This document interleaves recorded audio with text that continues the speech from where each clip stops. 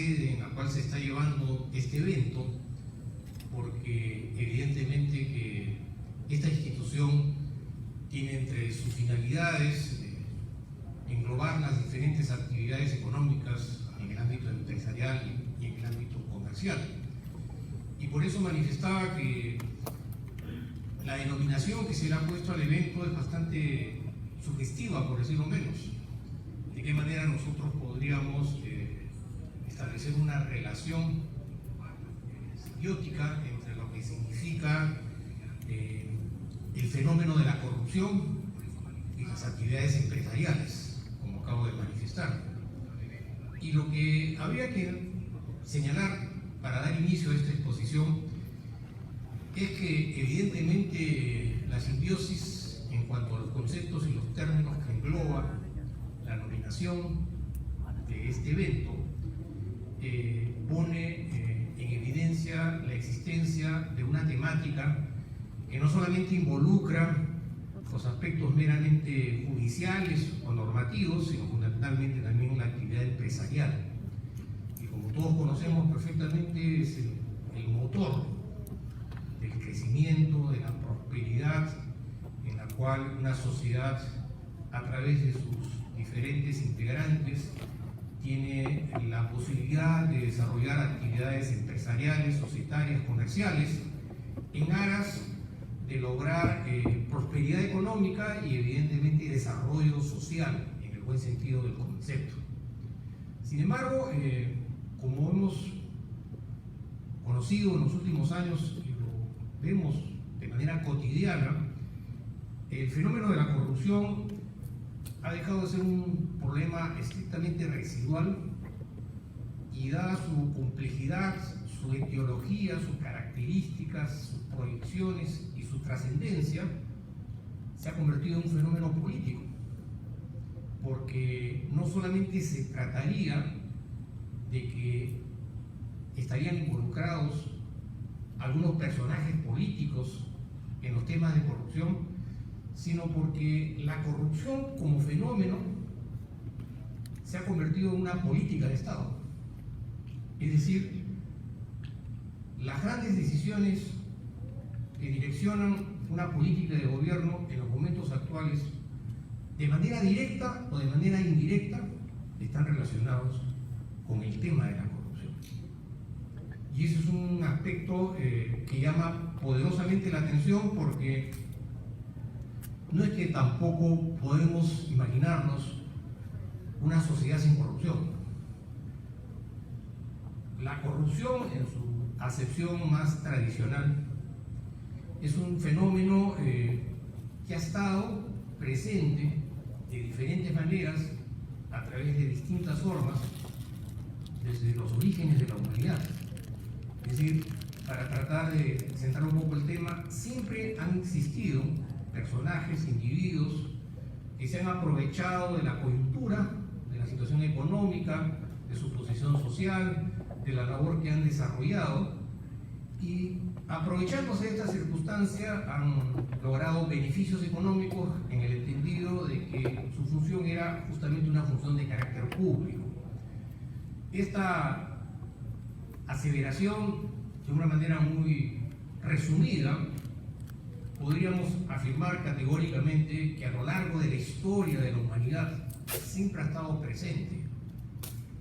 Ha estado presente, está presente y posiblemente sigue estando presente, cambiando las formas, porque ya no se trataría solo de analizar aquellos comportamientos que están definidos como atípicos, como delitos, las normas penales, que por lo tanto requieren, digamos, un tratamiento jurídico en el plano del proceso penal, en el plano de la investigación, a los efectos de sancionarlos punitivamente, aplicarles una pena privativa de la libertad, incautarle, embargarle sus bienes, recluirlos en una cárcel y, en teoría, resocializarlos, ¿no? Porque esos son, digamos, los parámetros más importantes que ciñen una política criminal respecto a un Estado. Pero el mundo se ha transformado, se sigue transformando. Por eso que creo que afirmar en términos categóricos que la corrupción va a desaparecer es un eufemismo. la corrupción debe ser controlada y los corruptos deben ser sancionados. Pero imaginarnos en un mundo globalizado, en la que prima el neoliberalismo y todas estas características que rigen en la actualidad, exenta de circunstancias y de situaciones por parte de algunos personajes que, abusando y aprovechando de su posición hegemónica dentro de la estructura social, logran beneficios, eso no es posible.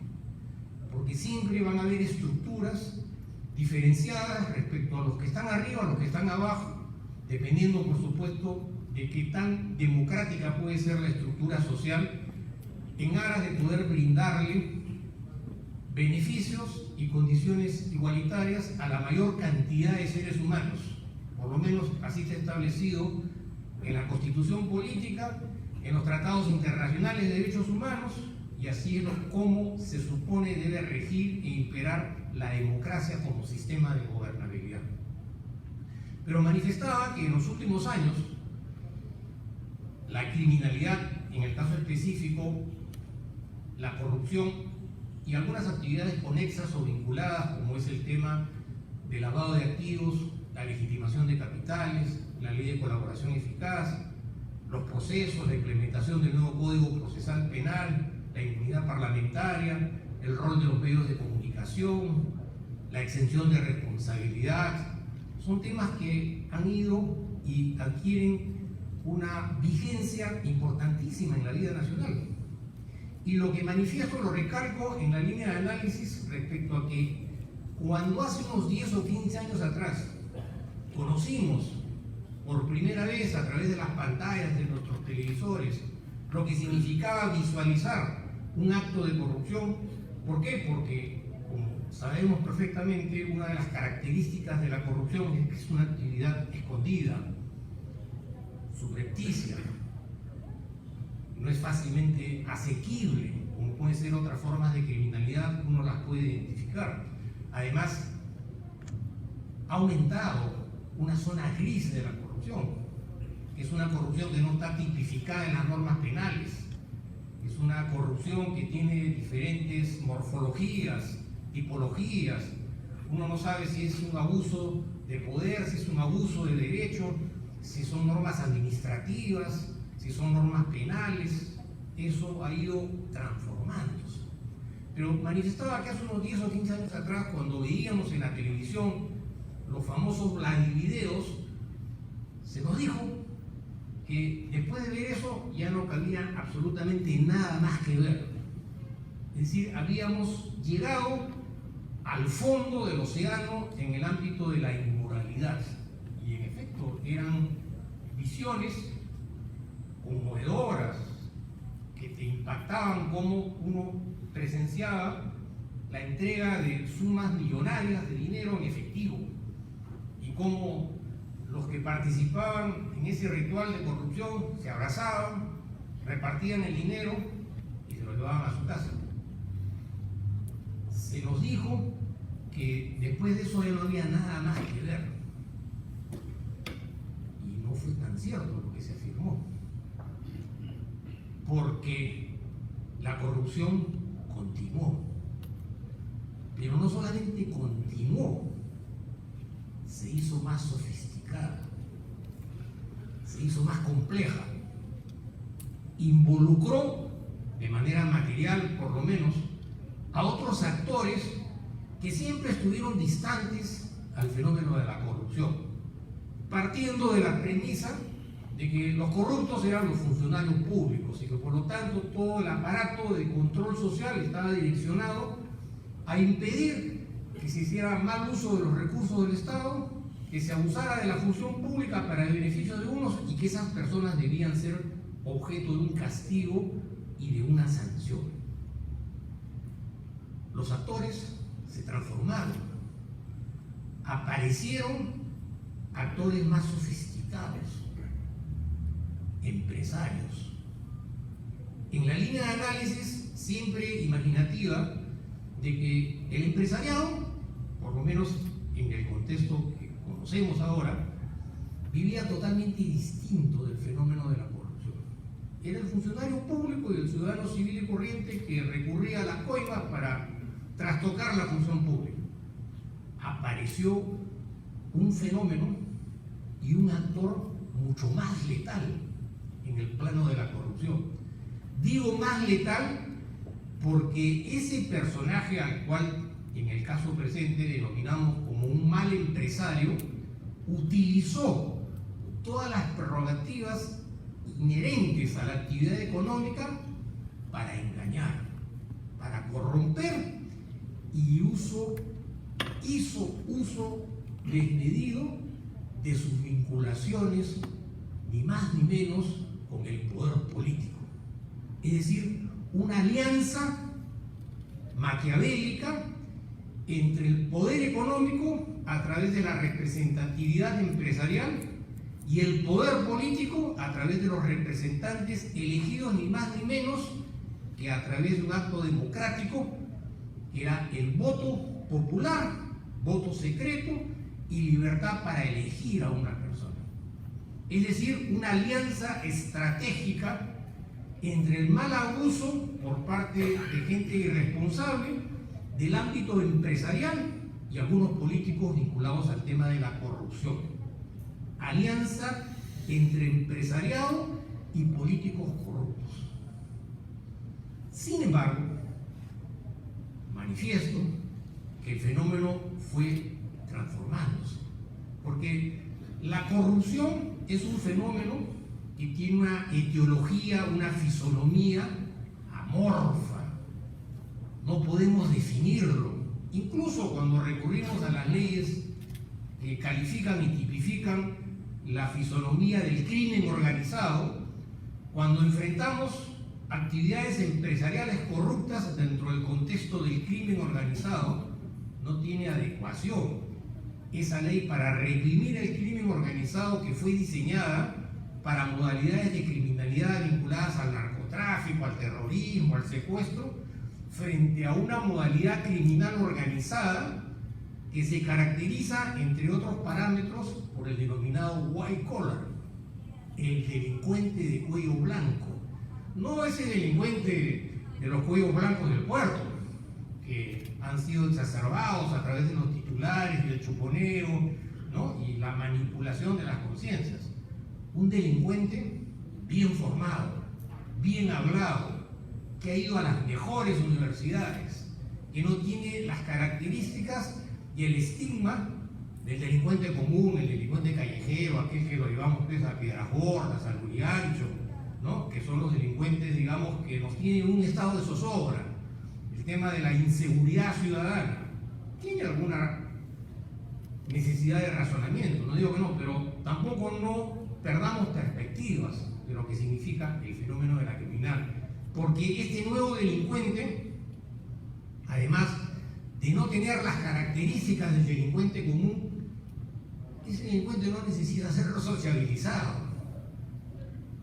Ese delincuente, por más que lo encarceles, no lo vas a reeducar, no lo vas a resociabilizar, porque entendemos, por ponernos así, está establecido en la Constitución, en el Código Penal, en el Código de Ejecución Penal, que el que ha delinquido, ha violentado un bien jurídico, es objeto de la aplicación de una pena privativa de libertad, y entenderíamos que la privación no es pues una medida efectiva, ¿no? Hay que resocializar, ¿no? El Código de Ejecución Penal, toda la reglamentación, los beneficios penitenciarios, la progresividad de la pena hasta que el individuo es jurado socialmente y sale a la calle en libertad, totalmente recuperado y se convierte en un ciudadano ejemplar, ¿no? Para la ciudadanía. Ese mito se ha destruido. Ese nuevo tipo de delincuente no tiene esas características, porque es una antítesis del delincuente común. Es el individuo perfectamente social, es el individuo aparentemente ejemplar. Posiblemente existan algunos rasgos psicopáticos, porque como todos conocemos, cuando enfrentamos personalidades psicopáticas, lo primero que hay que diferenciar es que el psicópata tiene una deformación de la ética, tiene una deformación de la sensibilidad, no tiene capacidad de sufrimiento, no sufre por el dolor ajeno. Primero es él, segundo es él y tercero es él. Por supuesto que hay diferentes grados de psicopatía, ¿no? Desde el psicópata puro, anético, como decían los italianos, el loco moral, hasta el psicópata bien hablado, que además ha hecho proselitismo político y que ha utilizado la política a través de una actitud histriónica, a través del acto electoral, pero en el fondo posiblemente tenga una deformación de la personalidad. Porque claro, uno dice, el psicópata es el que está en el manicomio, el psicópata es el que ha cometido un crimen con máxima ferocidad, ¿no? Hay miles de psicópatas. Todos tenemos algunos rasgos psicopáticos, controlados por la ética, la moral, la formación, el qué dirán. Pero bajo determinadas circunstancias, esas características se pueden exacerbar. Y cuando se exacerban, lo primero que sale a reducir es una deficiencia de la ética y de la moral, del abuso del derecho, del abuso de la democracia para engañar, con actitudes histriónicas, por supuesto, defendiendo a la democracia. Y eso es un tema peligroso, porque las psicopatías socialmente se pueden aprender. Dependerá, por supuesto, de la personalidad de cada individuo. Unos serán más asequibles a las conductas psicopáticas, pero acá lo que está de por medio es un relajamiento de la ética y de la moral. Somos ahora menos éticos que antes. No es exclusivo del Perú, es exclusivo del mundo. La globalización, el neoliberalismo ha hecho a los individuos menos éticos que antes. Por eso manifestaba la existencia de una zona gris, ¿no? Que no está ceñida por los parámetros tradicionales en relación a lo que significa sociabilidad o antisociabilidad. Hay un trasfondo psicopático en el develamiento de casos de corrupción vinculados a la política y a la actividad empresarial, que evidentemente desde el punto de vista clínico podrían tener perfectamente ciertas psicopatías. Y las psicopatías se aprenden. Un caso evidente, por ejemplo, son los feminicidios. Muchos nos hemos preguntado, pero ¿cómo es posible que los feminicidios aumenten de manera aterradora? Si se ha incorporado la pena de cadena perpetua, se ha modificado el Código Penal, hay campañas educativas, los medios de comunicación. Sin embargo, hay más casos de feminicidio y posiblemente van a haber más. ¿Por qué? Porque se transmite maquiavélicamente información. Y todos los que ven la televisión o leen los periódicos no tienen la forma igual de percibir la vida. Lo mismo sucede con la corrupción. El empresariado o el empresario de ahora no es un empresario necesariamente comprometido con el desarrollo nacional. Es un empresario, en muchísimos casos, no solamente vinculados a la corrupción, a la depredación de los recursos naturales, a los procesos de privatización, a la entrega de los recursos naturales a fuentes extranjeras, con el peligro de que, en algunos casos, esos empresarios se han convertido en presidenciables. Y el Estado, a su vez, ha perdido presencia. ¿A través de qué? De las privatizaciones. Se ha privatizado la educación, se ha privatizado la salud, se ha privatizado el transporte, se quiere privatizar el agua, que son elementos fundamentales para la naturaleza del ser humano. Es un derecho inherente, es un derecho humano. Yo tengo que ser educado de forma gratuita, tengo que ser atendido de los mismos términos. Sin embargo, a través de los procesos de privatización, el Estado ha perdido presencia, se ha retraído bajo el eufemismo, la utopía de la inversión extranjera, el crecimiento, la extracción de los recursos naturales, va a venir prosperidad, va a venir trabajo, perfecto, pero no necesariamente que eso implique corrupción, porque todos estos procesos de crecimiento han significado en alguna medida corrupción, y una corrupción no tradicional, una corrupción más inteligente, una corrupción más sofisticada, una corrupción que hace uso de la legitimidad, hace uso de la ley, porque como todos sabemos perfectamente, mientras la ley lo permita, no es delito. Entonces ya no se trata solamente del análisis de un acto de antisociabilidad o de moralidad, lo dice la ley, con lo cual ya no hay margen de discusión. El día de ayer se publicó en el Diario Oficial del Peruano una ley a través de la cual se criminalizó, entre comillas, por primera vez en el Perú, el financiamiento de dinero sucio para campañas políticas. Evidentemente que eso en alguna medida significaba y significa un disloque. Es decir, ¿estaríamos frente al financiamiento de los partidos políticos o frente a conductas que encuadran dentro de lo que significa el delito de lavado de activos? Pero claro, ahí ya se generó una fisura en el análisis de los hechos, y eso cuando se lleva a las sedes judiciales, para todos los que somos abogados conocemos perfectamente que el debate adquiere cierta complejidad y cierto espacio para ser altamente discutido. Manifestaba también hace unos instantes de que este fenómeno ha ido transformándose, ha ido cambiando, ha ido adecuándose a las circunstancias. Y esta nueva morfología no se adecúa necesariamente a los parámetros en los cuales están establecidas las normas.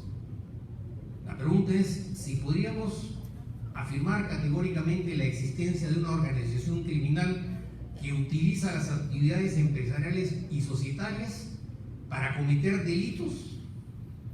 Podemos ir por partes. Primero, un grupo económico empresarial que hace uso de la inversión extranjera, que hace uso de la democracia, que hace uso del derecho a la representatividad, que hace uso de los medios de comunicación, pero además, el brazo corruptor, las operaciones estructuradas, una forma perspicaz, aguda y eficiente de asegurar el acto de corrupción. ¿De qué forma? Dinero encriptado, empresas offshore, testaferros, paraísos financieros, criptomonedas, es decir, parámetros que sobrepasan largamente las referencias nominativas que están establecidas en las leyes. Sin embargo, aquellos que tienen que legislar, supuestamente elegidos a través del derecho a la representatividad, cuya función es representar los intereses de las grandes mayorías, legislan en desmedro de esas grandes mayorías para beneficio propio. Es decir, una dimensión mucho más sofisticada de la corrupción. Podríamos poner muchos ejemplos. La ley de colaboración eficaz, supuestamente creada en sus momentos, motivo de álgidas polémicas, pero señores, cuando se promulgó la primera ley que se denominaba como ley de arrepentimiento para poder crear un frente interno a Sendero Luminoso y ofrecerles perdón a aquellos que estuvieran decididos a brindar información que tuviera un valor estratégico dentro de la estructura criminal, había la posibilidad de perdonarlos, eximirlos de responsabilidad, partiendo de la premisa de que ese individuo se había arrepentido. Esa modalidad se fue transformando, se fue cambiando. Después se aplicó al narcotráfico, y después se aplicó a la organización criminal, y después se incorporó para los temas de corrupción.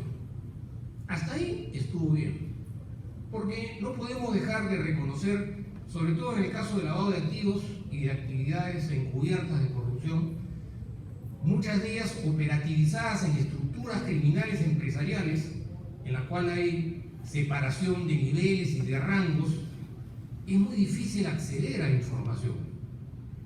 Además, son actividades transnacionales, son actividades internacionales que utilizan las empresas de fachada, las empresas offshore, los contratos nominativos de acuerdo al sistema anglosajón. Entonces, la mecánica tradicional para investigar esos hechos es obsoleta. Yo, para levantar el secreto bancario en Andorra me puedo pasar 6 o 8 meses. Yo, para poder neutralizar la estructura de la organización, tengo que cerrar filas. No puedo permitir que una persona que está siendo investigada por crimen organizado vinculado a la corrupción sea objeto de reiteradas visitas en un centro carcelario como si estuviera en su casa, o personas que están con arresto domiciliario que son visitadas todos los días por personas que están implicadas directa o indirectamente en el fenómeno criminal. Lo que sucede es que el sistema no está a la altura de las circunstancias frente a un fenómeno internacional. Yo, para poder levantar el secreto bancario, tengo que recurrir a la cooperación judicial, tengo que recurrir a una oficina especializada en el Ministerio Público, el Ministerio Público tiene que recurrir al Ministerio de Relaciones Exteriores, el Ministerio de Relaciones Exteriores se contacta con el Ministerio de Relaciones del país en donde se supone están esas cuentas encriptadas, eso se somete a la jurisdicción de un juez y va a decidir si efectivamente levanta o no levanta el secreto bancario. ¿Por qué? Porque es fácilmente comprensible el elemento más importante que asegura el éxito en el lavado de activos es la confidencialidad, el secreto bancario. Nadie en su sano juicio va a levantar el secreto bancario, lo levantarán bajo determinadas circunstancias, que en realidad son cantidades, si bien es cierto, millonarias, en comparación al flujo de capitales que se moviliza en este mundo globalizado, en realidad no significa mayormente nada. Lo que pasa es que este sistema de justicia no tiene esa capacidad de poder confrontar un fenómeno transnacional. Un fenómeno, primero que todo, que mantiene intacto su poder económico. Si yo quiero neutralizar a un grupo criminal, lo primero que tengo que hacer es atacar a la fuente económica. ¿Por qué? Porque de la fuente económica van a salir los recursos financieros económicos que le van a permitir a la organización seguir operando, seguir interactuando. Por eso que es fundamental, y por eso se creó incluso la legislación nacional y la legislación internacional en materia de lavado de activos. Cuando se analizó la necesidad de atacar la fuente económica de los narcotraficantes, se partía de la premisa que efectivamente, mientras el narcotraficante tuviera plata, contrataba buenos abogados, tenía relaciones políticas, tenía llegada a los medios de comunicación, utilizaba las empresas de fachada, utilizaba a los representantes legales y seguía como pez en el agua. Y en eso radica justamente el poder de la fuente económica, es decir, en otras palabras, si no tienes plata no puedes hacer nada. Sin embargo, se modifica la ley de colaboración eficaz a los efectos de incorporar por primera vez a las personas jurídicas, a las empresas, para que se acojan a la colaboración eficaz. Una de las exigencias de la colaboración eficaz es el pago de una reparación civil, dependiendo de la magnitud del dinero, pero evidentemente es una empresa transnacional que sigue movilizando sus activos, tiene ingentes recursos económicos para poder acogerse a la colaboración eficaz. De otro lado, como todos sabemos perfectamente, la colaboración eficaz tiene como exigencia la posibilidad de dar información privilegiada. Información que solamente la conocen determinados personajes que están en la estructura más significativa de la organización empresarial. Un término medio, uno de abajo, no tiene acceso a esa información. Si lo vemos de esa perspectiva, vamos a descubrir que hay una situación totalmente discordante. Al final de cuentas, ¿quiénes son los que se benefician con la colaboración eficaz? Los que tienen acceso a la información y los que tienen acceso a las fuentes económicas, tienen acceso al sistema de justicia. Entonces, tratando un poco de resumir el tema, como manifestaba, estos denominados delitos societarios que vinculan a las actividades empresariales con una corrupción han ido transformándose de manera significativa en los últimos años. Nuestro Código Penal, en la parte general, establece una serie de exigencias a los efectos de poder intervenir personas jurídicas que se habían visto involucradas, en otras palabras, empresas que se habían visto entrelazadas con casos de corrupción, a través de la intervención, a través de la incautación, ¿no?, que son mecanismos de carácter administrativo. Pero como manifestaba también hace unos instantes, esta situación de disloque adquiere una visión de legitimidad a través de una ley. Una ley promulgada cumpliendo con todas las formalidades que establece la Constitución, que le permite a un grupo empresarial continuar desarrollando sus actividades empresariales, transfiriendo sus activos a terceras personas, impidiendo la intervención de entidades estatales en materia tributaria, en materia societaria, y todo ello bajo el esquema justamente de la Ley de Colaboración Eficaz. Manifestaba que estas transformaciones en el ámbito de la responsabilidad penal societaria, en el tema de la criminalidad económica, relacionada a la morfología de los diferentes actos de corrupción, sufren y son objeto de distintas transformaciones. Sin embargo, el problema no es la corrupción, porque como acabo de manifestar, siempre va a haber gente, personas, en este mundo globalizado, que se van a aprovechar de esta situación y a través ya no solo de actos reprochables o calificados como delitos de corrupción en el Código Penal, van a abusar de su posición de dominio, de su poder económico, de su poder mediático, sino que más grave que la corrupción es la impunidad. Porque como acabo de manifestar, la corrupción puede ser objeto de sanciones. Estoy de acuerdo de que se requeriría toda una transformación del sistema normativo si realmente queremos o no queremos que la corrupción sea siempre un problema residual y no se convierta en un problema político.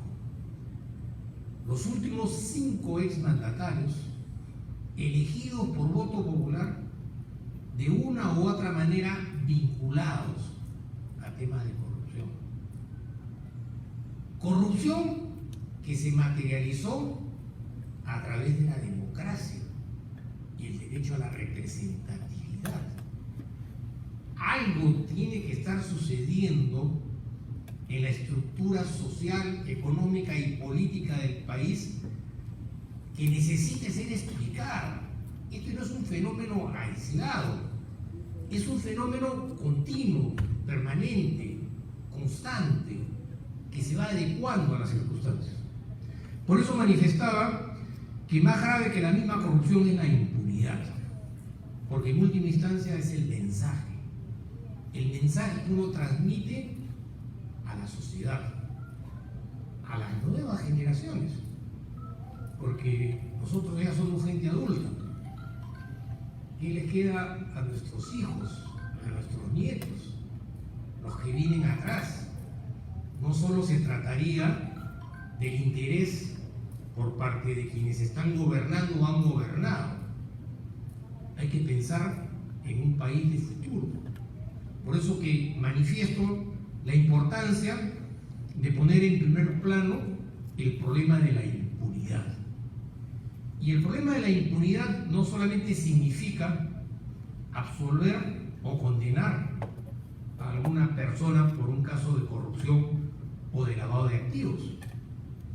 El problema de la impunidad es más complejo todavía, porque tiene un paralelo con el ejercicio de la política, la partidocracia y la misma democracia.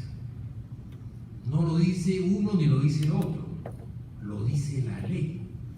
Y cuando lo dice la ley, en el contexto de la mínima racionalidad de los ciudadanos, todos sabemos que la única manera es enfrentando esa ley a través de un proceso de carácter constitucional, con lo cual pues tenemos que vernos involucrados. Pero evidentemente el desgaste es brutal. El desgaste es brutal. Yo creo que irreversible por lo que ha pasado y por lo que está pasando. Claro, no solo sucede en el Perú, sucede en muchas partes.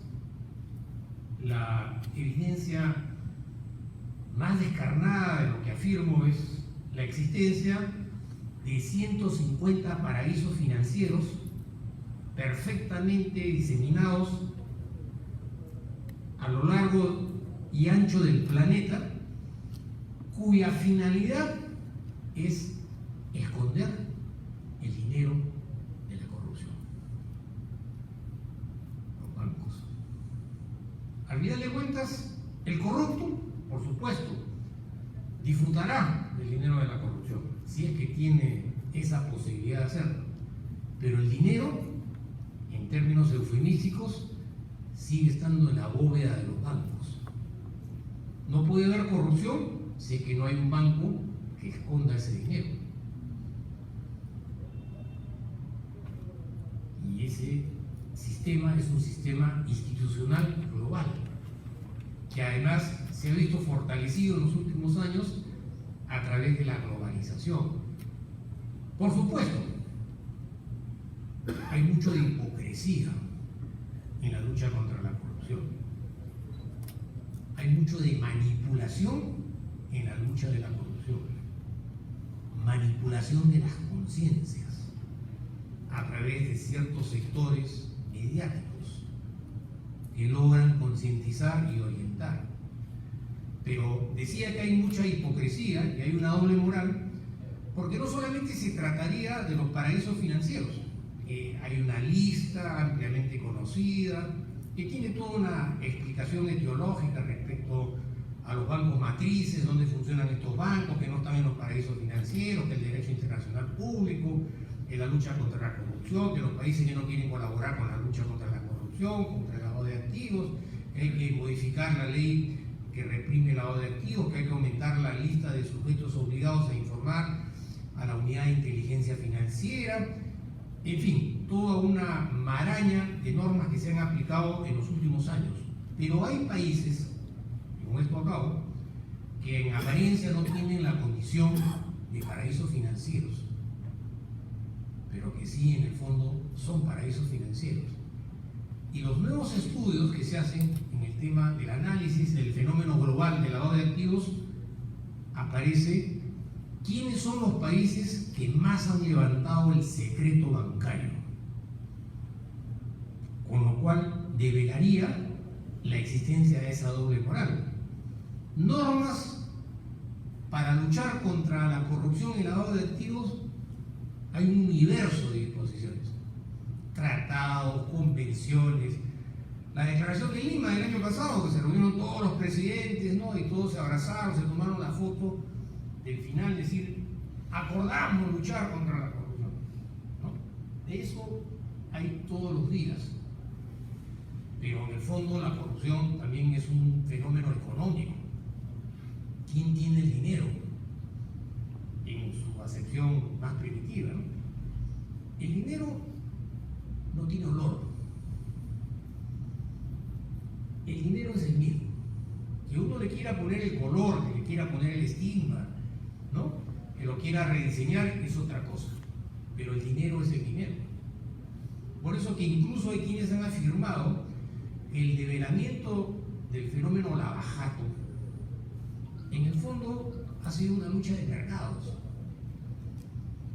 respecto a grupos globales económicos a través de las empresas que tenían dominio sobre ciertas geografías y que dejaron de ser un fenómeno criminal y se convirtieron en un fenómeno geopolítico. La corrupción como geopolítica está cambiando el curso de la historia en América Latina como parte de las políticas de Estado. La pregunta es si realmente existirá un interés verdadero, sincero, por crear un mundo más democrático, más homogéneo, más igualitario. Ahora hay más pobres que antes. Los que son ricos globalmente son más ricos que antes. Y uno de los componentes es justamente esa actividad de corrupción que no tiene las características que aparecen en los códigos penales. Una zona gris, una zona matizada, que manipula muchas veces la percepción. Por eso cuando uno ve el mundo, el mapamundi de la corrupción, en internet, pongan mapamundi de la corrupción, sale el mapamundi. Aparte que ya no existen esas interpretaciones fronterizas porque el dinero digitalizado no tiene territorio, uno ve países con diferentes colores. Países rojos, que son los países corruptos. Países grises, que son menos corruptos. Y países blancos, supuestamente, que no son corruptos. Entonces, toda la política se centra en el control de la corrupción en esos países, en el entendido que son corruptos, que no dejan de tener razón. Pero la pregunta es, ¿dónde está el dinero de la corrupción? Ese dinero no está necesariamente en las bóvedas de los países corruptos, porque si no, ya habrían sido objeto de incautación antemano. Ese dinero, ese flujo millonario de capitales, está en los bancos que no están dentro de esos territorios. Entonces, que no nos vengan a contar cuentos, ¿no?, de que hay países corruptos y que hay países que no son corruptos. En última instancia, lo que define es quién esconde digitalmente el dinero de la corrupción. ¿Cuáles son esas entidades? ¿Quiénes son esos personajes? ¿Y qué tanto de representatividad nacional tienen ese flujo de capitales en un análisis global? Eso es todo. Muchas gracias.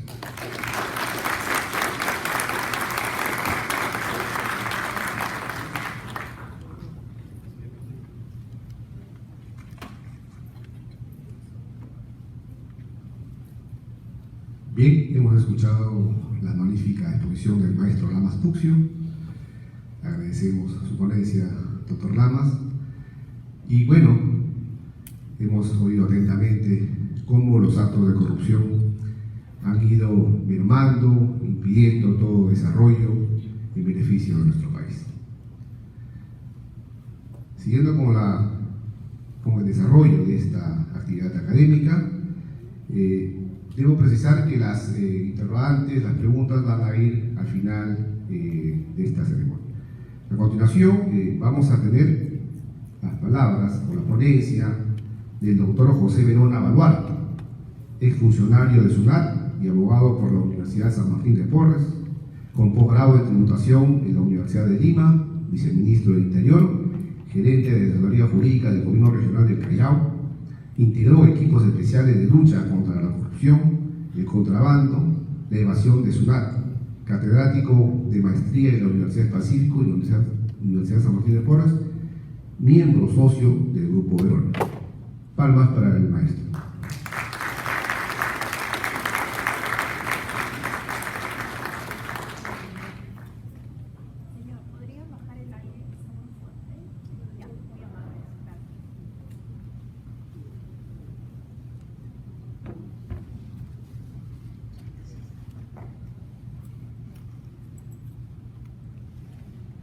Tengan ustedes muy buenas noches.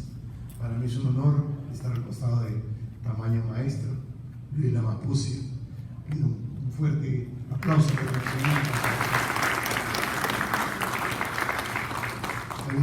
Hay una vieja anécdota que él quizás no recuerda, pero yo recuerdo que estaba en una de sus clases y le hacía una pregunta inocente, una pregunta de derecho de penal, de derecho de política penitenciaria. Y mi pregunta era tan inocente que la respuesta del maestro fue: primero lee y luego te respondo.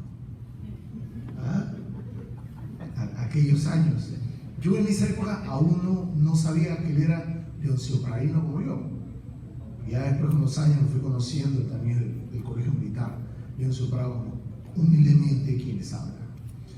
He seguido a pie juntillas la ponencia del maestro y la suscribo totalmente. No disto ni un ápice de lo que él acaba de mencionar. Y es que a mí me ha tocado la parte previa, ¿no? La parte de cómo esto se detecta. Cuando hablamos nosotros de delitos de lavado de activos, necesariamente va a haber un componente tributario detrás. Y es que todo empieza por un incremento patrimonial no justificado. Si es que no existe incremento patrimonial no justificado, por más delito previo que se quiera sostener, no habrá una imputación de lavado de activos, y si es que la hay, ese fiscal se va a arrepentir de haberla hecho, porque finalmente no va a poder probar nada. Tiene que haber lo que se conoce un incremento en el patrimonio, sean activos tangibles, intangibles, materiales o inmateriales, incluso propios o impropios, porque la figura del testaferro siempre va a ser que no exista incremento patrimonial no justificado, porque claro, yo compro los bienes producto de actos de corrupción, sin mencionar nombres, pero van a caer por su propio peso. Pero yo compro bienes a nombre de mis hijos, a nombre de mi ex mujer, a nombre de mi hermano, a nombre de mi cuñado, a nombre de los líderes de mi partido político, y cualquier examen de incremento patrimonial directo no va a ser positivo. Y es que ya otras pesquisas dentro de la investigación penal van a dar con la conclusión que esta persona solo fue lo que se le conoce a nivel internacional como un prestanombre, que es aquella persona que no es dueña de nada, aparece como titular, pero el dueño es otro. Entonces, la labor tributaria dentro de una investigación de lavado de activos es la que va en primera línea de fuego a acreditar o desacreditar la existencia de un incremento patrimonial. Y ahí quiero detenerme unos minutos, porque en el transcurso del año han habido determinadas resoluciones que quieren establecer un grado de responsabilidad penal cuando existe incremento patrimonial no justificado. Nada más falso. El hecho que yo no tenga que acreditar la preexistencia del delito para abrir una investigación de lavado de activos, sino tener algunos indicios, no me hace a mí eximirme de la responsabilidad. Debo recordar que el único país que tiene legislado en materia penal el incremento patrimonial no justificado es Francia, el único. Ni Israel, ni Estados Unidos, ni Alemania, cuna del derecho penal, tiene legislado el incremento patrimonial como delito. No. En cambio, en Francia, si a ti te encuentran el incremento patrimonial no justificado, me encuentran un departamentito de 100.000 euros y no tengo cómo justificarlo, si existe el delito de incremento patrimonial. Pero en el Perú, basándose en sendas resoluciones, no se puede crear un tipo penal, más aún cuando ya en Francia existe. Quieren sancionar el incremento, quieren sancionar penalmente el incremento patrimonial no justificado. Por favor, primero legislen, piano a piano, paso a paso, principio de legalidad. Entonces, vamos estableciendo las reglas de juego. El incremento patrimonial no justificado en Perú es una infracción administrativa, sancionado con el pago de los impuestos, sancionado con la multa.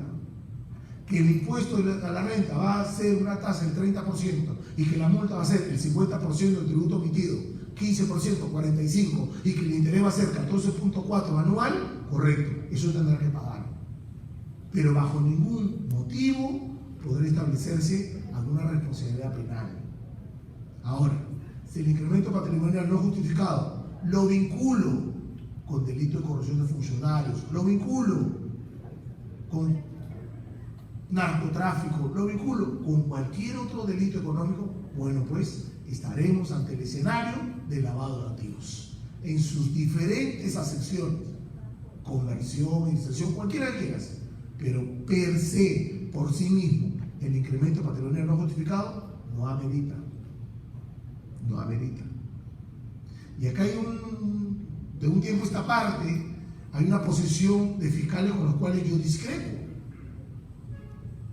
En mi haber, en los últimos 5 años, habré visto algo de 100 informes de la Unidad de Inteligencia Financiera.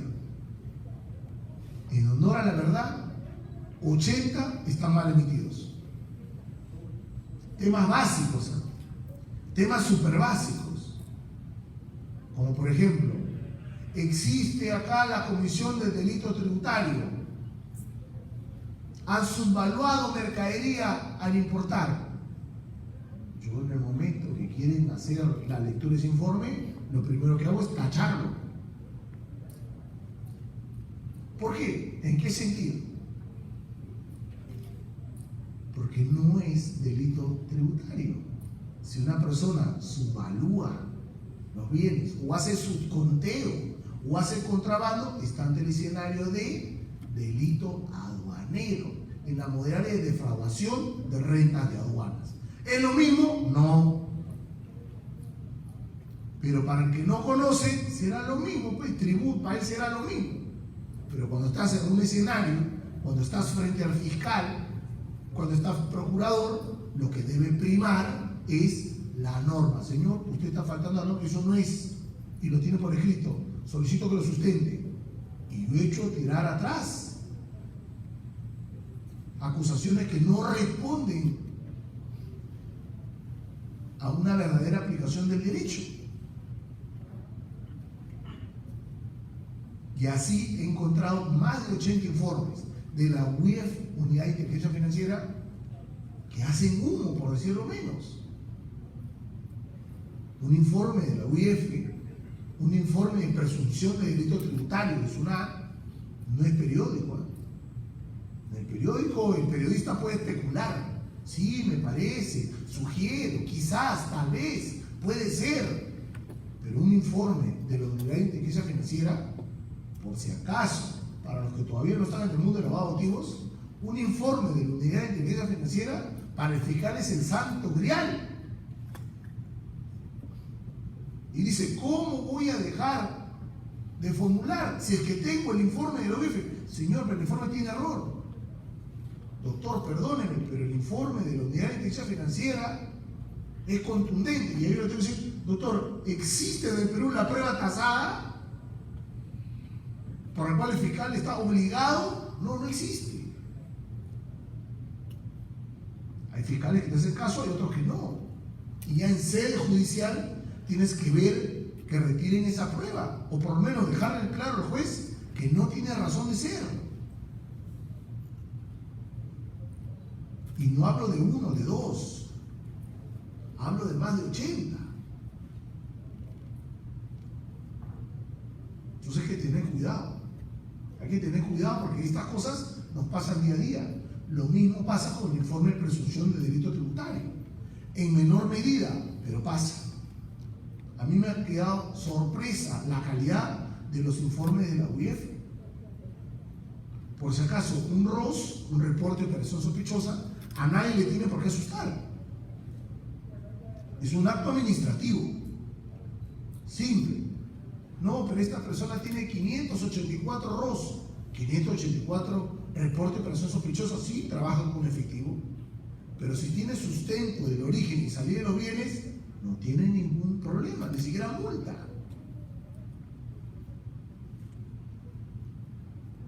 Y es que analizando sociológicamente al Perú, Un país que tiene 72% de informalidad hasta el año 2018, las cifras dicen que este año, 2019, nos vamos al 73% de informalidad. Y ha aumentado principalmente la informalidad de la minería, porque el amigo Urresti, quien fue nombrado SAR de la lucha contra la minería informal, vinculó la minería informal al delito de lavado de activos. Y administrativamente se hizo una aberración. ¿Qué se hizo? Teoría de la trazabilidad. El exportador de oro tiene que demostrar el origen. Pero, ¿y cuál es el límite? Yo pruebo el origen demostrando que le compré a mi proveedor. No, señor, por teoría de la trazabilidad, usted tiene que demostrar que el proveedor del proveedor del proveedor es formal. Señor, ¿dónde dice? Principio de legalidad, base del derecho penal. Principio de legalidad, base del derecho tributario. Principio de legalidad, base del derecho aduanero. Dígame dónde dice. Le ganamos la batalla a SUNAT. SUNAT tuvo que levantar las órdenes por las cuales retuvieron el oro. Pero a las 2:28 con 32 segundos estaban levantando el comiso. A las 2:18 con 33 segundos, un segundo después, el fiscal estaba incautando. ¿Por qué? Delito de lavado de activos. Demuéstreme usted el origen de los fondos. Señor, pero está en mi contabilidad. No, demuéstrelo en el proceso con un perito. Ojo, ya pasaron 2 meses de la retención del oro en el aeropuerto Jorge Chávez, ampliado un mes más, 3 meses, 90 días. 5 kilos de oro, nada más. Millones de dólares se fueron. Pero claro, ahora voy donde el fiscal que lo incauta. ¿Por cuánto tiempo? 18 meses más. Y al final no hay ni disculpas. Con levantarte la resolución, ir al Banco de la Nación y retirarlo, se acabó la historia. Porque claro, después de 24 meses nos han devuelto el oro. ¿Por qué? Estaba en el proceso de formalización, tenía su reinfo, registro de formalización minera. Y claro, si yo estoy en proceso de formalización, los controles son más relajados. Pero al momento de hacer la investigación, aduanas no lo tuvo en cuenta. ¿Por qué? Yo no tengo por qué ver esa legislación. ¿Por qué? Yo no tengo carácter jurisdiccional, solo administrativo. Solo administrativo.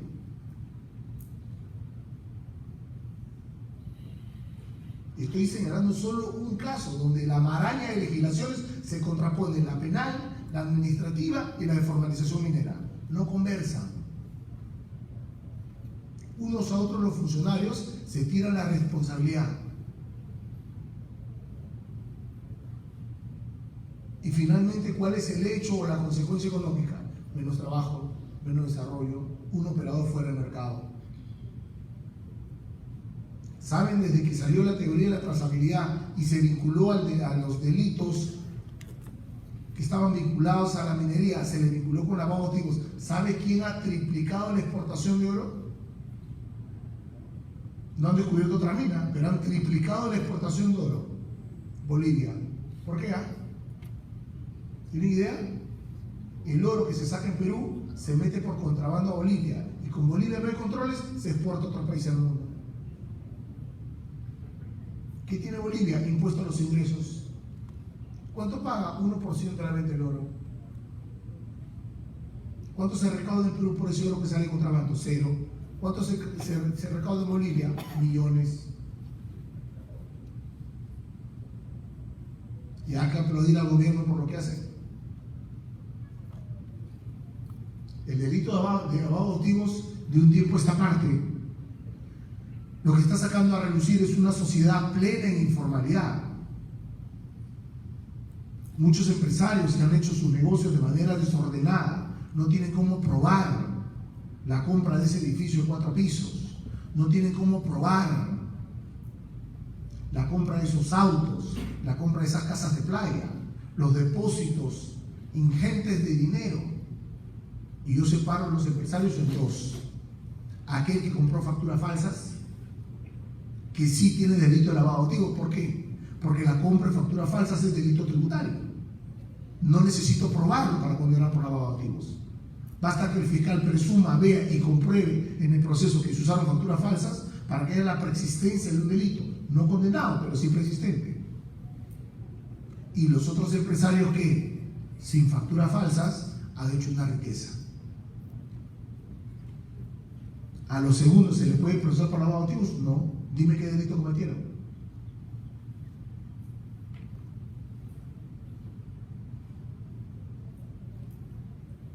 Hay otro grueso de procesos que le llamo por venganza. Despiden a la secretaria y la secretaria denuncia que el empresario compraba facturas falsas, compraba facturas de favor entre el año 2011 y 2016, que la secretaria trabajó y da los nombres de los proveedores: A, B, C, D, E, F. Inicia una investigación fiscal, doctor Verona va, prueba que ninguno de los 6 proveedores está en nuestra contabilidad. Ninguno de los 6 está en la contabilidad. Desvirtuada la acusación. Segunda parte, la secretaria señala que producto de la compra de facturas a esos 6 proveedores se compraron casas, registro público. Ninguna casa comprada a nombre del señor, de la esposa y de los hijos. Ninguno. Señor fiscal, acabamos de tirar abajo la denuncia. No hay compra de bienes, no hay facturas falsas, ninguno de los proveedores ha proveído.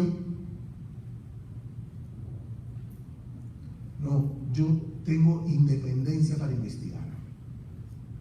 Y es que en el Perú una denuncia verdadera o falsa abre la puerta de la casa llamada investigación por lavado de activos. Una vez que el fiscal está dentro, puede investigar lo que se le dé la gana, así de crudo, amparado en una pseudo independencia.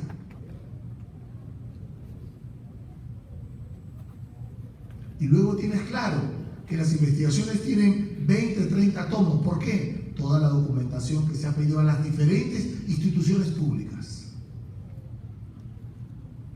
El componente tributario en una investigación de lavado de activos va a ser siempre la que determine si sigue adelante con la investigación o no. Consejo para aquellas personas que están viendo casos de lavado de activos en investigación preliminar, en etapa fiscal: preocúpense de demostrar el origen legal de los fondos.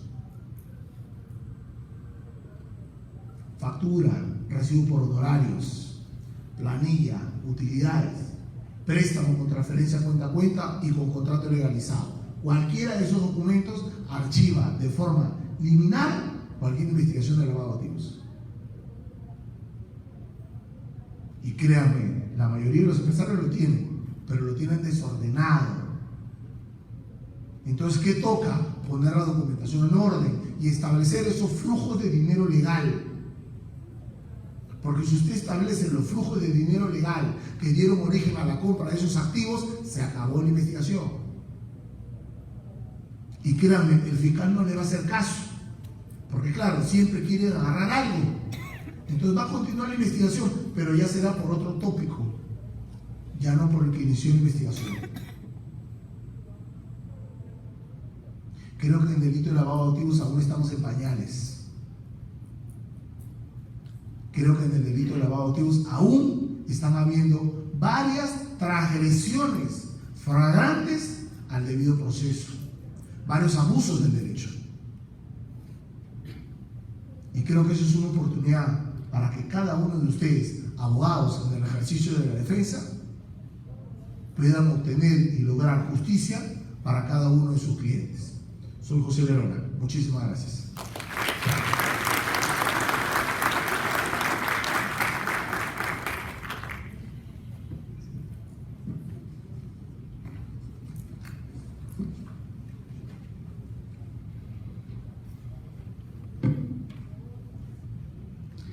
Muchísimas gracias por esta exposición.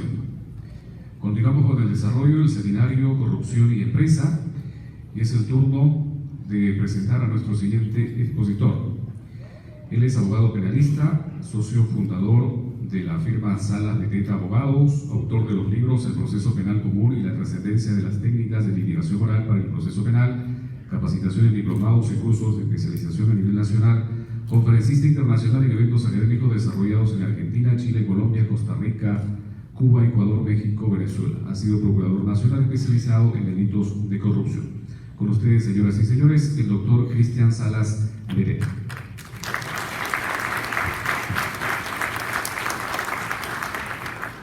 Muchas gracias por su venia. Un momento, por favor.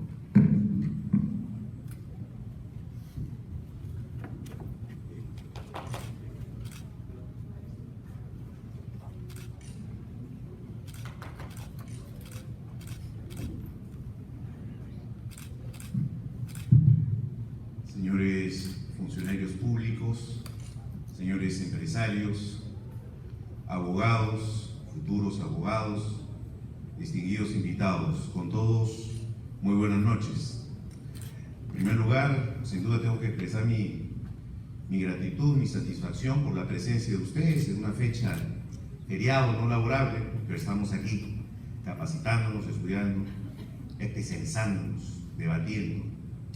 Y además, mi satisfacción y el gusto, el honor de tener este panel, esta mesa conformada por el doctor José David Burgos Alfaro, decano del Ilustre Colegio de Abogados de Huaura, el señor doctor Luis Lama Pucio, reconocido abogado penalista, y el doctor José Verona, que no necesita mayor presentación, destacado tributarista, experto en temas de delitos tributarios y también lavado de activos. Lo que vamos a desarrollar ya en fase de cierre es una visión acerca de, ya no el fenómeno de la corrupción y el tratamiento de la corrupción, que ya lo ha abordado con mucha solvencia el doctor Luis Lamas, sino las fases de detección, represión y prevención de los delitos contra la administración pública. Ojo, la idea de este evento no era solo tener una visión parcializada del tratamiento de estos casos y solo mirar hacia el funcionario público, no. Por eso la temática es corrupción y empresa. Llega un momento, un punto en el que el funcionario corrupto y el empresario corrupto se juntan. Llega un momento, un punto en el que sus finalidades se condicen, se acoplan, y es ahí donde lamentablemente la sociedad, el Estado en realidad, no ha encontrado mecanismos adecuados, de un lado para protegerse, para proteger la administración pública, la administración de fondos y caudales, de esos acuerdos colusorios, de esos negociados en contrataciones, y del otro lado, las empresas no han encontrado mecanismos idóneos que les permitan también protegerse de esas malas prácticas. Y les pongo un ejemplo claro. Los que son empresarios aquí seguramente se han topado o han tropezado en alguna ocasión con esto. Concurso público, convocatoria para brindar un servicio. Se plantean de parte de la entidad pública los términos de referencia o las especificaciones técnicas, pero ojo, empiezan a presentarse trabas cuando el empresario quiere postular. Y siempre va a aparecer un tercero, aparece un emisario, o si estamos ante un funcionario ya muy descarado, el mismo funcionario le va a decir a ese empresario: oiga, aquí la costumbre es trabajar con nosotros, pero con donativo. Y eso es lo que se conoce en la práctica como que los empresarios seguramente lo han escuchado, el famoso diezmo, que ya no es diezmo, ¿no es cierto? Varía de acuerdo a la cantidad del monto de la contratación, varía. Pregunta: como empresario, ¿cómo me protejo? Porque, ojo, hay algunos casos, y recuerdo mi experiencia en la Procuraduría Anticorrupción, algunos casos donde ese funcionario corrupto les pide ese donativo, entre comillas, a todos los postores. A todos. Y claro, le da la buena prueba al final al que dio más. Pero a todos se lo pide. Y bajo esa premisa, ¿qué cosa se institucionaliza? Se institucionaliza la coima, el diezmo. Y entonces algunos empresarios ven eso como, si yo no doy mi diezmo, si yo no me matriculo, pues jamás voy a ganar ni acceder a ningún concurso público. Empresario, ¿cómo te proteges de eso? Del otro lado, Estado, ¿cómo te proteges de eso? Porque ojo que ese funcionario corrupto está viendo claro la hacienda pública, la administración como un botín. Dice, aquí me tengo que beneficiar, miren todo el presupuesto que tiene este gobierno regional, esta municipalidad, este ministerio, y algo me debe caer a mí. Así que en esas negociaciones algo tengo que ganar. Estado, ¿cómo te proteges de ese tipo de elementos? ¿Cómo proteges el interés público? El interés público. Algo que muchas veces ocurre cuando debatimos sobre delitos contra la administración pública y sobre todo cuando partimos de la búsqueda de la definición de lo que es corrupción y cómo este fenómeno se desarrolla, uno de los grandes errores es teorizar o abstraernos demasiado. Nos abstraemos demasiado, teorizamos demasiado. Y cuando analizamos, por ejemplo, el bien jurídico tutelado de los delitos contra la administración pública, la doctrina y ya nuestra jurisprudencia establece que es el correcto y el normal desenvolvimiento de la administración pública. Pero, ¿qué es eso? ¿Cómo entendemos eso? ¿Qué cosa es ese normal y correcto desenvolvimiento de la administración pública que parece tan gaseoso? Y es más, en algunos procesos, las defensas, algunas defensas con razón, cuando la Procuraduría Anticorrupción no sabe sustentar eso, dice, bueno, ¿de qué estamos hablando? ¿Dónde está el daño? ¿Dónde está la afectación concreta? Claro, lo que hay que entender es lo siguiente, y es algo que no lo digo yo, sino que ya instrumentos internacionales, documentos internacionales han convenido en que la corrupción entendida, ojo, entendida dentro del marco de los delitos contra la administración pública, no estamos hablando de la corrupción a niveles éticos nada más, no, estamos hablando de la corrupción vinculada a delitos. Es la principal causa del subdesarrollo de nuestros países, la principal causa. ¿Y esto cómo se manifiesta? Seguimos con el ejemplo de este funcionario que está encargado de un proceso de contratación y que pide un diezmo a un empresario. El Estado peruano, es un Estado sin duda rico en recursos, en diversidad, etc. Pero ojo, es un Estado que no tiene técnicos especializados, que no tiene la tecnología suficiente, que no produce sus propios recursos. ¿Y esto qué genera? Que el Estado, a través de sus diversas entidades, por ejemplo, directamente no pueda construir una gran carretera, no pueda construir edificios, hospitales, colegios. Y entonces, como el Estado no puede hacer ello, pero ojo, sí tiene presupuesto para esas obras, ¿qué hace el Estado? Yo no puedo. Sector privado, ¿alguien tiene experiencia en construir hospitales categoría A3? Sí. Ok. Pero yo necesito un hospital en tal zona, con tales características, tales dimensiones y demás. Términos de referencia, correcto. Y entonces el Estado lo que le dice es, toma el dinero, construyeme ese hospital, hazme esa carretera. Listo. Contratación pública, en ese caso una licitación pública. En ese contexto, en ese contexto de procesos de contratación con el Estado, se genera un foco de propensión a la corrupción.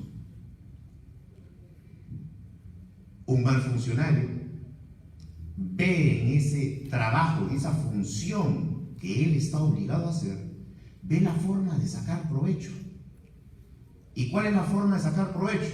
Bueno, yo no me puedo apropiar de nada de este dinero, no puedo, pues, porque yo contrato y tengo que dar este dinero al empresario.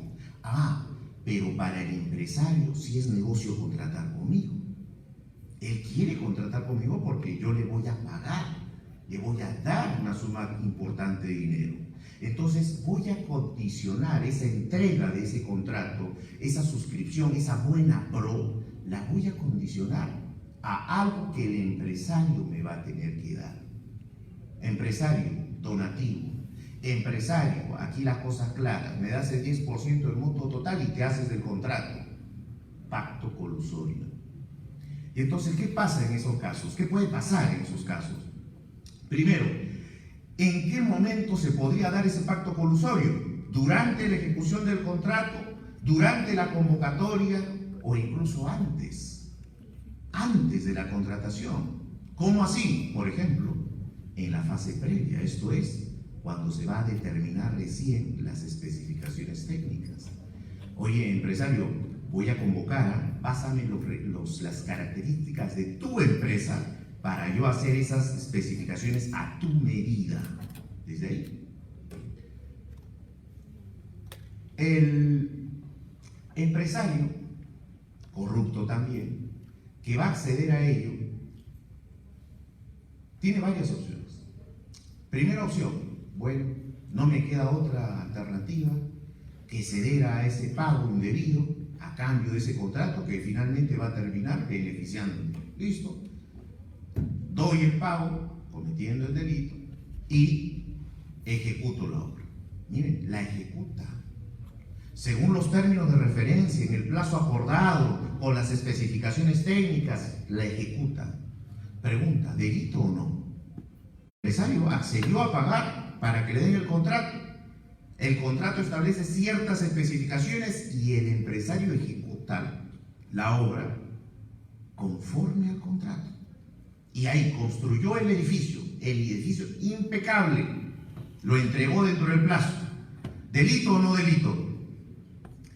Claro, en ese caso tenemos lo que se llama, artículo 384, primer párrafo, colusión simple, en donde lo único que se reprocha, el elemento que consuma el tipo penal, ¿qué cosa es?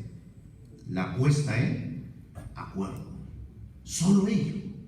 Y con ello tenemos ya la comisión del hecho punible. Segunda opción que puede ocurrir ante esa situación. Acordado el otorgamiento de la buena pro a cambio de este diezmo, el empresario dice, wow, estoy perdiendo el 10% del valor de la obra. Tengo que recuperar. ¿Qué creen que va a hacer ese empresario con la obra? Va a sobrevaluar costos. Claro, no te va a traer a los mejores expertos que ofreció traerte, porque son muy costosos, no va a querer perder. No te va a poner el material de calidad que exigían los términos de referencia. Y entonces te va a construir algo que parece eso que tú has pedido, pero que no lo es. Por eso es que tenemos colegios que al año se rajan, se cuartean, pistas remodeladas a los 2 meses, de nuevo quebradas. Es por eso. Es un indicio de ello. Siguiente opción. Este empresario no es un ajeno al funcionario, es un testaferro, es un tercero vinculado a él, es un prestanombre. Y entonces, ¿qué hace? La fachada de contratación. Finalmente, esa empresa que recibe la buena pro, que accede a la buena pro, que recibe el adelanto de hasta el 60% del monto de la obra, se suma, desaparece.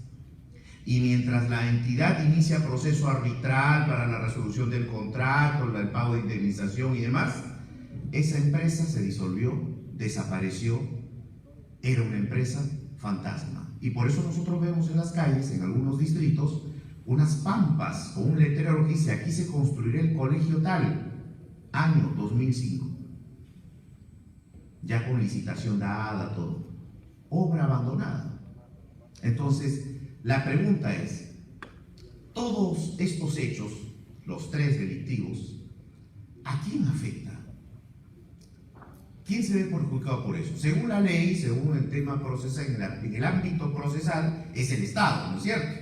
Y el Estado se ve representado en los procesos por el procurador especializado en delitos contra la administración pública, de corrupción de funcionarios, ya.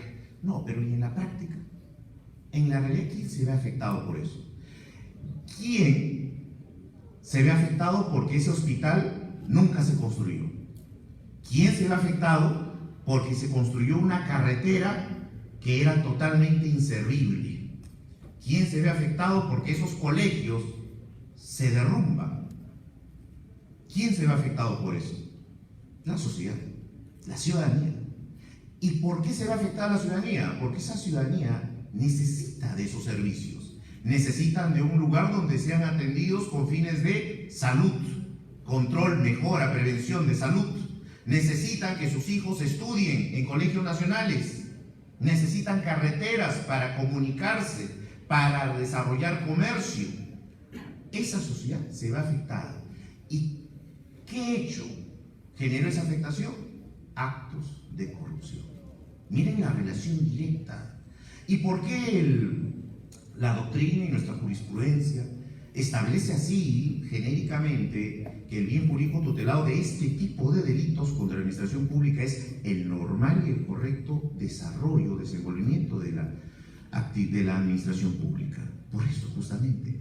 Porque si ese funcionario hubiera cumplido con su rol a cabalidad, ¿qué hubiera pasado? Hubiera elegido a la mejor empresa.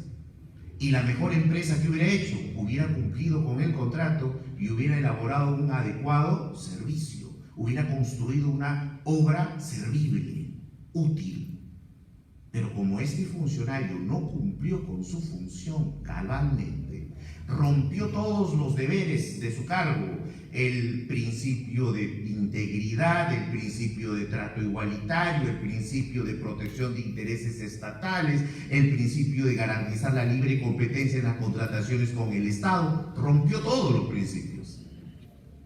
Por eso se llaman delitos de infracción de deber, porque rompió todos los deberes que él tenía como funcionario público y de ese modo alteró, afectó el normal desenvolvimiento de la administración pública. Entonces, entendido esto y entendido que ese bien jurídico tutelado no es una abstracción, es algo muy concreto, notamos también ese punto en el que intereses privados, empresa, e interés estatal, servicio público, confluyen. Ojo, hasta ahí estamos bien, ¿eh? Ese interés privado de la empresa de contratar y ganar con el Estado es válido. Por eso es empresa. Son expertos construyendo carreteras, son expertos construyendo hospitales, perfecto. El Estado les ofrece la posibilidad de obtener un contrato a efectos de que el Estado cumpla una de sus actividades. El empresario legítimamente se ve interesado en acceder a ese contrato. Eso hasta ahí es legítimo. El Estado, por su parte, necesita de ese servicio del privado porque el Estado mismo no puede hacerlo, pero sí tiene presupuesto para habilitar esa obra. Y entonces vamos a tener una confluencia de intereses. De un lado, el Estado busca cubrir necesidades sociales, carreteras, hospitales, educación, etc. Y de otro lado, el privado lo que quiere es contratar con el Estado para beneficiarse, cumpliendo, obviamente, el contrato que va a firmar. Hasta ahí todo bien. Lo malo, lo irregular, lo ilegal, se presenta cuando en ese contexto se suscitan determinadas conductas que el Código Penal sanciona, pune, rechaza. Y en esas conductas, obviamente, vamos siempre a mirar, en primer lugar, al funcionario. Hemos dicho, son delitos de infracción de deber. El nivel de reproche ¿hacia quién está? Hacia el funcionario, porque él tenía el deber de actuar con honestidad, con probidad, con integridad. Él tenía el deber de cautelar no su plata, sino la plata de todos, el interés de toda la colectividad, y no lo hizo. Infringió eso en atención a sus intereses subalternos, a sus intereses particulares, privados, a sus ambiciones egoístas, claro. Y por eso el nivel de reproche, porque está disponiendo indebidamente, está manejando indebidamente bienes que nos corresponden a nosotros, afectando los intereses, las necesidades sociales, que es el fin justamente de la administración pública, satisfacción de necesidades. Pero ojo, esto no quiere decir que en el contexto de estos delitos los particulares sean relegados, sus responsabilidades sean atenuadas. No. El mismo Código Penal establece las mismas penas tanto para autores como para partícipes. Solo que ya en el proceso concreto, de acuerdo a su nivel de intervención, eso varía según el criterio judicial. Pero ojo, tenemos aquí sujetos vinculados en la comisión delictiva, en el caso puntual de la colusión, que es el tipo penal sobre el cual estamos hablando, que es uno de los delitos donde confluyen esos intereses de público y privado. En ese sentido, por ejemplo, quien habla tiene una opinión particular respecto a los famosos casos, estos que lo vemos en los medios de comunicación, a los casos Lavallato, donde claramente no se está midiendo a todos por la misma vara, sobre pretexto de colaboración eficaz. Esto merece obviamente todo un evento aparte para hablar de la colaboración eficaz, pero aquí, en este caso puntual, alarmantemente lo que se ve no solo es un error de tipificación en muchos casos, sino atenuaciones de conductas que no corresponden a la realidad. Ejemplo, les doy solo un ejemplo. Y para nada soy toledista, para nada. En el caso de Alejandro Toledo, que ojalá venga y asuma la responsabilidad que conforme a la ley le corresponde. En el caso de Alejandro Toledo hay un tremendo error en la tipificación.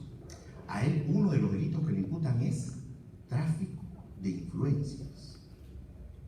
Tráfico de influencias, artículo 400, Código Penal, ¿en qué consiste?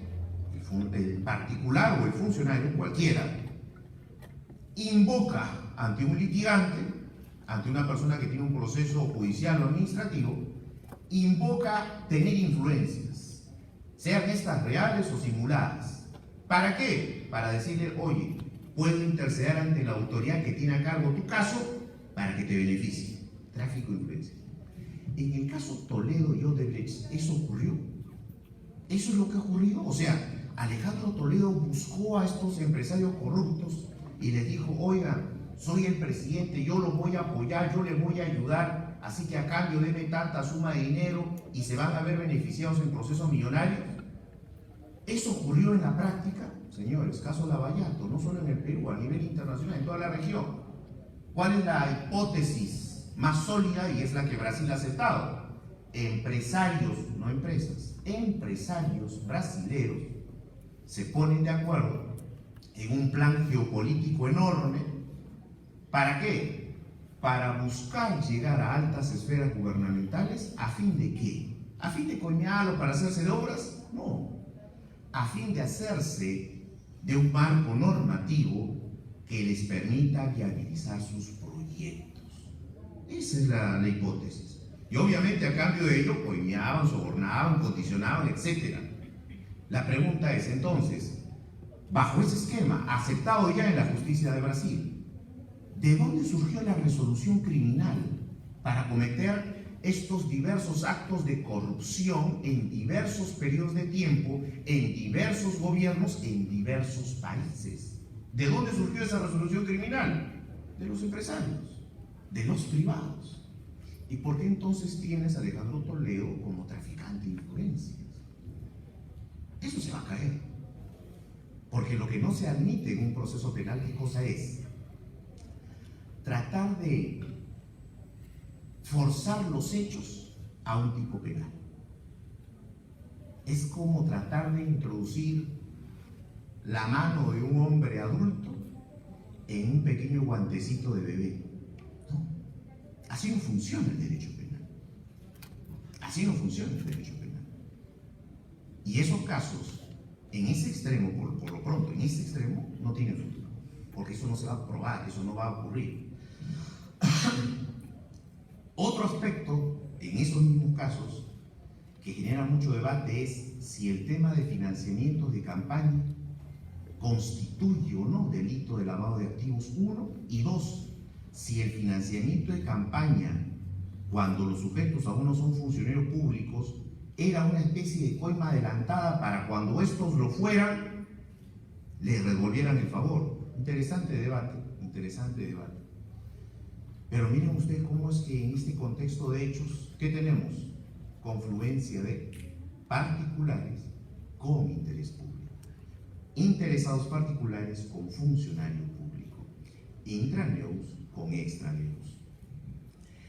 Y en el caso puntual de los delitos de colusión, lo que nosotros vamos a encontrar ahí, aparte obviamente de la grave afectación que estos delitos generan, es cómo el Estado responde frente a ello.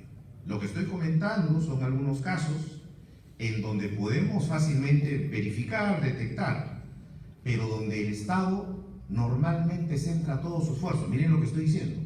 El Estado normalmente centra su esfuerzo en este nivel, cuando ya se detectó, ya se descubrió, ya se identificó un presunto hecho delictivo. ¿Qué hace el Estado? Utiliza todo su potencial, todo el ius puniendi. Investigaciones, medidas coercitivas, prisiones preventivas, correcto, bueno. Pero eso es lo que nos va a generar a la larga, ¿qué cosa es?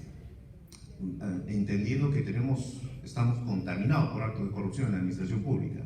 ¿Qué va a generar eso? Solo esa medida, la medida represiva, ¿qué va a generar? Que las cárceles estén abarrotadas. Que tengamos cárceles por doquier, y tengamos funcionarios internados con prisiones preventivas o con condenas ya efectivas. Pero la pregunta es, ¿eso va a frenar este fenómeno de corrupción? Si metemos preso al alcalde X, ¿es posible que el alcalde que lo sucede también vuelva a estar procesado y también vaya a prisión? ¿Es posible o no? No ayudamos en nada, no frenamos solo con una función represiva. La función represiva sin duda es parte de la función estatal, pero no es la única. Y es por ello que diversos estudios, no solo nacionales, sino también internacionales, determinan que para luchar efectivamente contra la corrupción hace falta políticas de detección, de represión, pero también políticas de prevención. ¿Y cómo prevenimos los actos de corrupción en la administración pública, en específico en las contrataciones con el Estado? ¿Cómo lo prevenimos? ¿Aumentamos la pena del delito? ¿Mandamos a prisión preventiva a cualquier investigado por esos delitos? ¿Le damos más atribuciones a Contraloría para que sea más rigurosa? ¿Que OSI intervenga más? ¿Cómo prevenimos? Lo primero que tenemos que tener claro es lo siguiente: con derecho penal no previenen nada, que es lo que normalmente en política se estila. ¿Quieres lanzar un mensaje de que estás luchando contra algo? Modifica el Código Penal. Tremendo error. Se necesitan políticas estructurales. Y señores, las bibliotecas están llenas de esas políticas. Las bibliotecas. En la práctica no hay un gobierno que, pensando a larga data, establezca esas políticas de modificación estructural que nos hace falta. Igual que en el lavado de activos, en los delitos de corrupción, el corrupto se vale del sistema. El corrupto se vale del sistema. El caso Odebrecht muestra eso. Se valieron del sistema para bombardearlo, para utilizarlo a su favor. Desde el sector privado, empresarios, ¿qué hacemos? Miren que ya tenemos leyes que nos imponen ciertas obligaciones, la necesidad de implementar ciertos protocolos de prevención, ciertas normativas internas, ciertos cuidados de nuestros agentes y empleados o colaboradores en relación a la administración pública. Ya tenemos esa normativa y ojo, eso va a seguir incrementándose. Esos niveles de exigencia para el sector privado van a seguir en aumento. ¿Qué hacer? A modo de prevención, implementar planes, protocolos antisoborno, sin duda, pero ojo, también hay que tener cuidado. El hecho de que tu empresa tenga su protocolo no te libra de todo. Por tener ese papelito no te libraste de todo, ¿no? Hay que tener eso en cuenta. Desde el sector privado, los empresarios tienen que tener una adecuada asesoría cuando ingresen a este mundo de contrataciones con el Estado.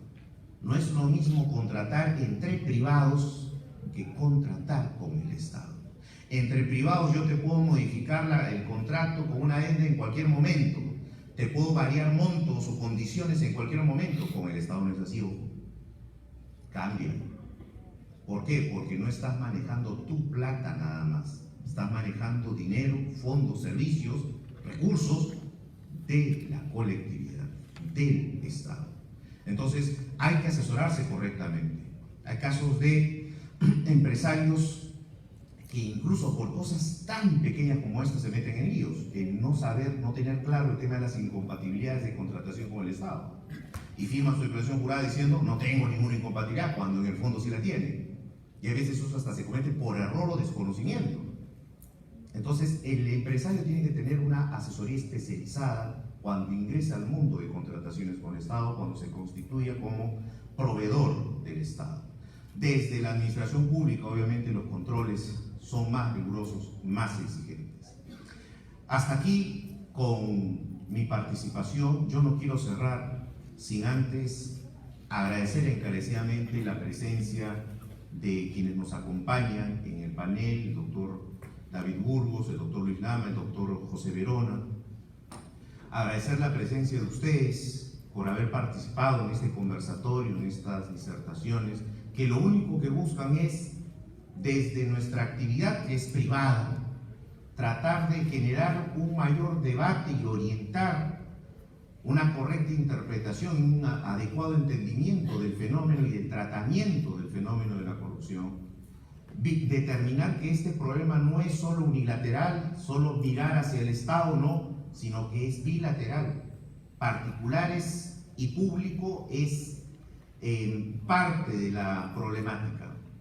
Quiero señalar también mi agradecimiento a quienes han permitido llevar adelante este importante evento.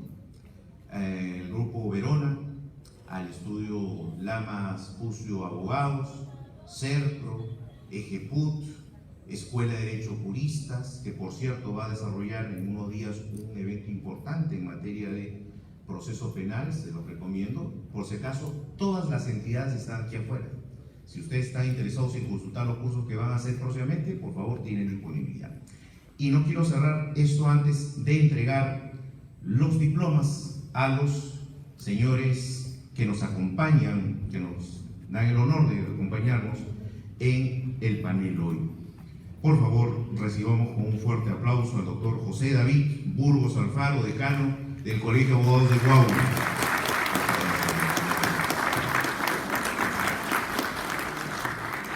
Un fuerte aplauso para el doctor Luis Lamas Pucio, reconocido penalista que también nos acompaña. Gracias. El doctor José Verona creo que ya salió, igual nuestro agradecimiento a él. Está, por favor. Maestro, adelante. Un aplauso para el doctor José Verona, reconocido comentarista. Gracias, maestro. Qué placer tenerte con nosotros. Compañeros, gracias. Nosotros quedamos a su disposición. Ya felizmente hoy los tiempos nos permiten estar en contacto por el Facebook, por el Twitter, por correo electrónico. Nuestros datos están en internet, así que colegas, futuros colegas, empresarios, funcionarios, si quisieran comunicarse con cualquiera de los que han intervenido esta noche para alguna inquietud, alguna consulta académica, profesional, etcétera, nos tienen a su disposición, gustosos de participar. Mensaje final, ya concluyendo, quisiera instar a los que son funcionarios públicos a que hagan algo que servirá de mucho. Señores funcionarios públicos, cumplir con su función. Señores, si cumpliéramos con nuestra función, todos los problemas que evitaríamos. A los empresarios, cuidado. Cuidado porque, si bien en algunos casos parece que a los empresarios no se les toca, no, en la práctica sí. Tenemos casos tremendos que involucran empresas y un empresario cuida mucho su empresa. Una empresa vinculada a un presunto delito ya se había fecal en el mercado. Los empresarios eso lo saben muy bien. Como decía el doctor José Borona, una mala denuncia, una denuncia maliciosa de un empresario a otro empresario, ¿perjudica terriblemente al denunciado o no? En el sistema comercial en que se desenvuelve, la reputación, la imagen empresarial pesa. Y señores, una investigación de lavado, ¿qué te va a generar? Si tienes un fiscal bastante acucioso, te va a generar incautaciones, te va a generar inmovilizaciones, te va a generar suspensión de actividades. Entonces, señores empresarios, cuidado, asesórense con los mejores. Colegas, muchísimas gracias. Hasta una próxima ocasión.